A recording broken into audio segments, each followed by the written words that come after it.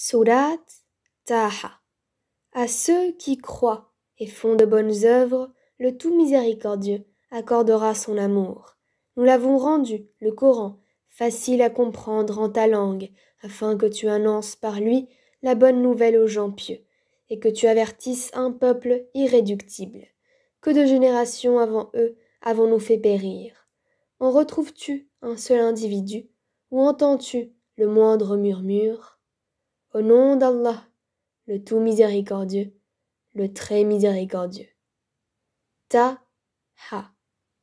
Nous n'avons point fait descendre sur toi le Coran pour que tu sois malheureux, si ce n'est qu'un rappel pour celui qui redoute Allah, et comme une révélation émanant de celui qui a créé la terre et les cieux sublimes. Le tout miséricordieux s'est établi istawa sur le trône. À lui appartient ce qui est dans les cieux, sur la terre, ce qui est entre eux, et ce qui est sous le sol humide. Et si tu élèves la voix, il connaît certes les secrets, même les plus cachés. Allah, point de divinité que lui, il possède les noms les plus beaux. Le récit de Moïse t'est-il parvenu? Lorsqu'il vit du feu, il dit à sa famille, « Restez ici, je vois du feu, de loin. Peut-être vous en apporterai-je un tison, ou trouverai-je auprès du feu de quoi me guider. » Puis, lorsqu'il y arriva, il fut interpellé. « Moïse, je suis ton Seigneur. Enlève tes sandales, car tu es dans la vallée sacrée. Touwa. Moi, je t'ai choisi. Écoute donc ce qui va être révélé. Certes, c'est moi Allah, point de divinité que moi. Adore-moi donc, et accomplis la salette pour te souvenir de moi. L'heure va certes arriver, je la cache à peine pour que chaque âme soit rétribuée selon ses efforts. Que celui qui n'y croit pas et qui suit sa propre passion ne t'en détourne pas, sinon tu périras. Et qu'est-ce qu'il y a dans ta main droite, ô Moïse? Il dit, c'est mon bâton, sur lequel je m'appuie, qui me sert à effeuiller les arbres pour mes moutons, et j'en fais d'autres usages. Allah lui dit, jette-le, ô Moïse. Il le jeta, et le voici un serpent qui rampait. Allah dit, saisis-le, et ne crains rien, nous le ramènerons à son premier état. Et serre ta main sous ton aisselle, elle en sortira blanche, sans aucun mal, et ce sera là un autre prodige, afin que nous te fassions voir de nos prodiges les plus importants. Rends-toi auprès de Pharaon, car il a outrepassé toute limite. Moïse dit, Seigneur, ouvre-moi ma poitrine et facilite ma mission, et dénoue un nœud en ma langue afin qu'il comprenne mes paroles, et assigne-moi un assistant de ma famille, Aaron, mon frère, accrois par lui ma force, et associe-le à ma mission, afin que nous te glorifions beaucoup, et que nous t'invoquions beaucoup. Et toi, certes, tu es clairvoyant sur nous. Allah dit, ta demande est exaucée. Ô Moïse, et nous t'avons déjà favorisé une première fois. Lorsque nous révélâmes à ta mère ce qui fut révélé, mets-le dans le coffret, puis jette celui-ci dans les flots, pour qu'ensuite le fleuve le lance sur la rive. Un ennemi à moi et à lui le prendra. Et j'ai répandu sur toi une affection de ma part, afin que tu sois élevé sous mon œil. Et voilà que ta sœur te suivait en marchant et disait « Puis-je vous indiquer quelqu'un qui se chargera de lui ?» Ainsi, nous te rapportâmes à ta mère afin que son œil se réjouisse et qu'elle ne s'afflige plus. Tu tuas ensuite un individu. Nous te sauvâmes des craintes qui t'oppressaient et nous t'imposâmes plusieurs épreuves. Puis, tu demeuras des années durant chez les habitants de Madian. Ensuite, tu es venu, ô Moïse, conformément à un décret, et je t'ai assigné à moi-même. Pars, toi et ton frère, avec mes prodiges, et ne négligez pas de m'invoquer. Allez vers Pharaon, il s'est vraiment rebellé. Puis, parlez-lui gentiment. Peut-être se rappellera-t-il ou me craindra-t-il. Ils dirent, ô notre Seigneur, nous craignons qu'il ne nous maltraite indûment ou qu'il dépasse les limites. Il dit, ne craignez rien, je suis avec vous, j'entends et je vois. Allez donc chez lui, puis dites-lui, Nous sommes tous deux les messagers de ton Seigneur. Envoie donc les enfants d'Israël en notre compagnie, et ne les châtie plus. Nous sommes venus à toi avec une preuve de la part de ton Seigneur, et que la paix soit sur quiconque suit le droit chemin. Il nous a été révélé que le châtiment est pour celui qui refuse d'avoir foi et qui tourne le dos. Alors Pharaon dit, « Qui donc est votre Seigneur, ô Moïse ?» Notre Seigneur, dit Moïse, est celui qui a donné à chaque chose sa propre nature, puis l'a dirigée. Qu'en est-il donc des générations anciennes? Dit Pharaon. Moïse dit, La connaissance de leur sort est auprès de mon Seigneur, dans un livre. Mon Seigneur ne commet ni erreur, ni oubli. C'est lui qui vous a assigné la terre comme berceau, et vous y a tracé des chemins, et qui du ciel a fait descendre de l'eau, avec laquelle nous faisons germer des couples de plantes de toutes sortes. Mangez et faites paître votre bétail. Voilà bien là des signes pour les doués d'intelligence. C'est d'elle, la terre, que nous vous avons créée, et en elle nous vous retournerons, et d'elle nous vous ferons sortir une fois encore. Certes, nous lui avons montré tous nos prodiges, mais il les a démentis et a refusé de croire. Il dit, Es-tu venu à nous, ô Moïse, pour nous faire sortir de notre terre par ta magie? Nous t'apporterons assurément une magie semblable. Fixe entre nous et toi un rendez-vous auquel ni nous, ni toi ne manquerons dans un lieu convenable. Alors Moïse dit, Votre rendez-vous, c'est le jour de la fête, et que les gens se rassemblent dans la matinée. Pharaon donc se retira. Ensuite, il rassembla sa ruse, puis vint au rendez-vous. Moïse leur dit, Malheur à vous, ne forgez pas de mensonges contre Allah, sinon par un châtiment il vous anéantira. Celui qui forge un mensonge est perdu. Là-dessus, ils se mirent à disputer entre eux de leur affaire, et tinrent secrète leur discussion. Ils dirent, Voici deux magiciens, qui par leur magie veulent vous faire abandonner votre terre et emporter votre doctrine idéale. Rassemblez donc votre ruse, puis venez en rang serré, et celui qui aura le dessus aujourd'hui aura réussi. Ils dirent, Ô Moïse, ou tu jettes le premier ton bâton, ou que nous soyons les premiers à jeter. Il dit, Jetez plutôt. Et voilà que leurs cordes et leurs bâtons lui parurent ramper par l'effet de leur magie. Moïse ressentit quelque peur en lui-même. Nous lui dîmes, N'aie pas peur, c'est toi qui auras le dessus.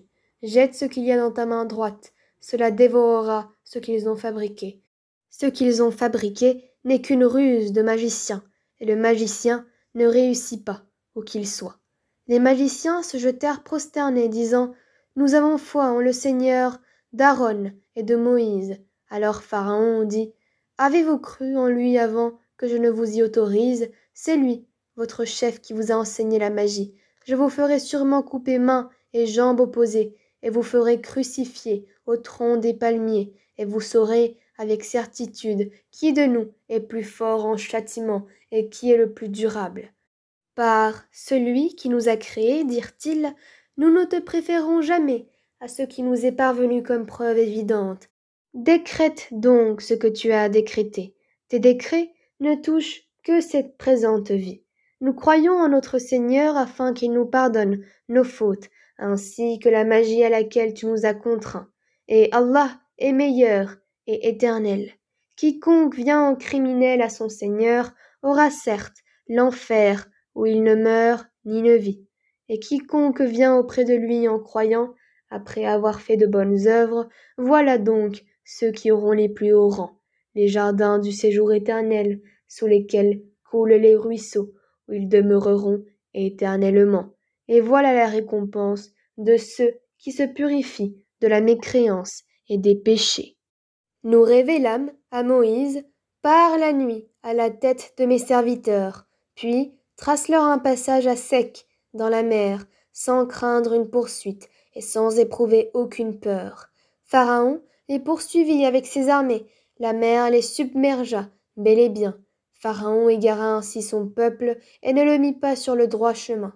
Ô enfants d'Israël, nous vous avons déjà délivrés de votre ennemi, et nous vous avons donné rendez-vous sur le flanc droit du mont, et nous avons fait descendre sur vous la manne et l'écaille. mangez de bonnes choses que nous avons attribuées, et ne vous montrez pas ingrats, sinon ma colère s'abattra sur vous, et celui sur qui ma colère s'abat va sûrement vers l'abîme. Et je suis grand pardonneur à celui qui se repent, croit, fait bonne œuvre, puis se met sur le bon chemin. Pourquoi, Moïse, t'es-tu hâté de quitter ton peuple? Ils sont là, sur mes traces, dit Moïse, et je me suis hâté vers toi, Seigneur, afin que tu sois satisfait. Allah dit, nous avons mis ton peuple à l'épreuve après ton départ, et le Samiri les a égarés. Moïse retourna donc vers son peuple, courroucé et chagriné. Il dit, ô mon peuple, votre Seigneur ne vous a-t-il pas déjà fait une belle promesse? L'alliance a-t-elle été donc trop longue pour vous? Ou avez-vous désiré que la colère de votre Seigneur s'abatte sur vous pour avoir trahi votre engagement envers moi? Ils dirent, ce n'est pas de notre propre gré que nous avons manqué à notre engagement envers toi, mais nous fûmes chargés de fardeaux d'ornement du peuple de Pharaon. Nous les avons donc jetés sur le feu, tout comme le Samiri les a lancés. Puis il en a fait sortir pour eux un veau, un corps à mugissement. Et ils ont dit, c'est votre divinité et la divinité de Moïse. Et il a donc oublié. Quoi? Ne voyait-il pas qu'il, le veau, ne leur rendait aucune parole et qu'il ne possédait aucun moyen de leur nuire ou bien de leur faire du bien? Certes, Aaron leur avait bien dit auparavant, ô mon peuple, vous êtes tombés dans la tentation à cause du veau. Or, c'est le tout miséricordieux qui est vraiment votre Seigneur. Suivez-moi, donc, et obéissez à mon commandement. Ils dirent, nous continuerons à y être attachés jusqu'à ce que Moïse retourne vers nous. Alors Moïse dit, qu'est-ce qui t'a empêché, Aaron, quand tu les as vus s'égarer, de me suivre? As-tu donc désobéi à mon commandement? Aaron dit, ô fils de ma mère, ne me prends ni par la barbe, ni par la tête. Je craignais que tu ne dises, tu as divisé les enfants d'Israël et tu n'as pas observé mes ordres. Alors Moïse dit, quel a été ton dessein, ô Samiri? Il dit, j'ai vu ce qu'ils n'ont pas vu. J'ai donc pris une poignée de la trace de l'envoyé, puis je l'ai lancé. Voilà ce que mon âme m'a suggéré. Va-t'en, dit Moïse. Dans la vie, tu auras à dire à tout le monde, ne me touchez pas, et il y aura pour toi un rendez-vous que tu ne pourras manquer. Regarde ta divinité que tu as adorée avec assiduité. Nous la brûlerons, certes, et ensuite nous disperserons sa cendre dans les flots. En vérité, votre seul Dieu est Allah, en dehors de qui il n'y a point de divinité. De sa science, il embrasse tout. C'est ainsi que nous te racontons les récits de ce qui s'est passé. C'est bien un rappel de notre part que nous t'avons apporté. Quiconque s'en détourne de ce Coran portera au jour de la résurrection un fardeau. Ils resteront éternellement dans cet état, et quel mauvais fardeau pour eux au jour de la résurrection. Le jour où l'on soufflera dans la trompe, ce jour-là, nous rassemblerons les criminels tout bleus, de peur. Ils chuchoteront entre eux, vous n'êtes restés là que 10 jours. Nous connaissons parfaitement ce qu'ils diront lorsque l'un d'entre eux, dont la conduite est exemplaire, dira « Vous n'êtes restés qu'1 jour ». Et il t'interroge au sujet des montagnes, dit « Mon Seigneur les dispersera comme la poussière et les laissera comme une plaine dénudée, dans laquelle tu ne verras ni tortuosité ni dépression. Ce jour-là, ils suivront le convocateur sans tortuosité, et les voix baisseront devant le tout miséricordieux. Tu n'entendras alors qu'un chuchotement. Ce jour-là, l'intercession ne profitera qu'à celui auquel le tout miséricordieux aura donné sa permission et dont il agréera la parole. Il connaît ce qui est devant eux et ce qui est derrière eux, alors qu'eux-mêmes ne le cernent pas de leur science. Et les visages s'humilieront devant le vivant, celui qui subsiste par lui-même, Al-Qayoum, et malheureux sera celui qui se présentera devant lui, chargé d'une iniquité. Et quiconque aura fait de bonnes œuvres tout en étant croyant, ne craindra ni injustice, ni oppression. C'est ainsi que nous l'avons fait descendre un Coran en langue arabe, et nous y avons multiplié les menaces afin qu'ils deviennent pieux ou qu'ils les incitent à s'exhorter. Que soit exalté Allah, le vrai souverain. Ne te hâte pas de réciter le Coran avant que ne te soit achevée sa révélation. Et dis, ô mon Seigneur, accrois mes connaissances. En effet, nous avons auparavant fait une recommandation à Adam, mais il oublia, et nous n'avons pas trouvé chez lui de résolution ferme. Et quand nous dîmes aux anges, prosternez-vous devant Adam, ils se prosternèrent, excepté Iblis, qui refusa. Alors nous dîmes, ô Adam, celui-là est vraiment un ennemi pour toi et ton épouse. Prenez garde qu'il vous fasse sortir du paradis, car alors tu seras malheureux, car tu n'y auras pas faim, ni ne seras nu, tu n'y auras pas soif, ni ne seras frappé par l'ardeur du soleil. Puis le diable le tenta, en disant, ô Adam, t'indiquerai-je l'arbre de l'éternité et un royaume impérissable? Tous deux, Adam et Ève, en mangèrent. Alors leur apparut leur nudité. Ils se mirent à se couvrir avec des feuilles du paradis. Adam désobéit ainsi à son Seigneur, et il s'égara. Son Seigneur l'a ensuite élu, agréé son repentir, et l'a guidé.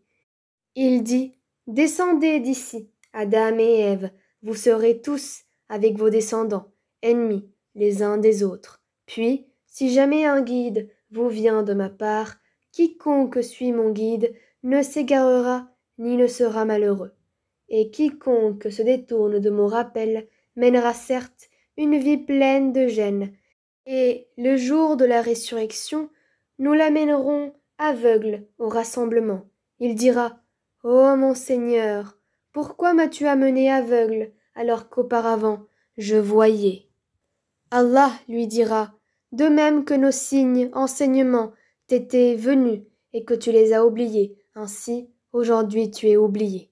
Ainsi sanctionnons-nous l'outrancier qui ne croit pas aux révélations de son Seigneur, et certes le châtiment de l'au-delà est plus sévère et plus durable. Cela ne leur a-t-il pas servi de direction que nous ayons fait périr avant eux tant de générations dans les demeures desquelles ils marchent maintenant? Voilà bien là des leçons pour les gens doués d'intelligence. N'eût-ce été un décret préalable de ton Seigneur et aussi un terme déjà fixé, leur châtiment aurait été inévitable et immédiat. Supporte patiemment ce qu'ils disent et célèbre sa louange avant le lever du soleil, avant son coucher et pendant la nuit, et exalte sa gloire aux extrémités du jour. Peut-être auras-tu satisfaction. Et ne tends point les yeux avant donner jouissance temporaire à certains groupes d'entre eux, comme des corps de la vie présente, afin de les éprouver par cela. Ce qu'Allah fournit au paradis est meilleur et plus durable, et commande à ta famille la salate, et fais-la avec persévérance. Nous ne te demandons point de nourriture, c'est à nous de te nourrir. La bonne faim est réservée à la piété. Et ils disent, pourquoi ne nous apporte-t-il pas un miracle de son Seigneur? La preuve, le Coran, de ce que contiennent les écritures anciennes, ne leur est-elle pas venue? Et si nous les avions fait périr par un châtiment avant lui, Mohammed, ils auraient certainement dit, ô notre Seigneur, pourquoi ne nous as-tu pas envoyé de messagers?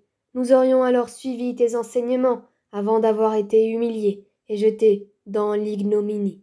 Dis, chacun attend, attendez donc, vous saurez bientôt qui sont les gens du droit chemin et qui sont les bien guidés.